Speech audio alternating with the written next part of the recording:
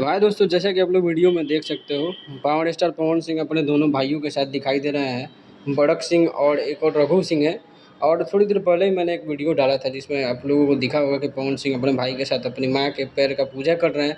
दरअसल वो नया फ्लैट लिए पवन सिंह लखनऊ में एक अपार्टमेंट में, और उसी का पूजा समारोह में पवन सिंह पहुँचे हुए थे और उनके सारे परिवार के लोग पहुँचे हुए थे।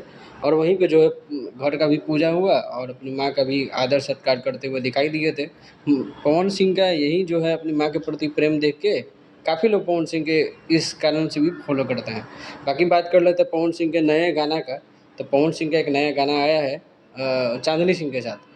तो चांदनी सिंह के साथ जो गाना आया है, उस गाने पे टीजर जो आया था यसी फिल्म्स की तरफ से, उस पे जो है व्यूज़ बहुत कम था। लगभग 22 घंटे में 22,000 के आसपास टीजर पे व्यूज़ था।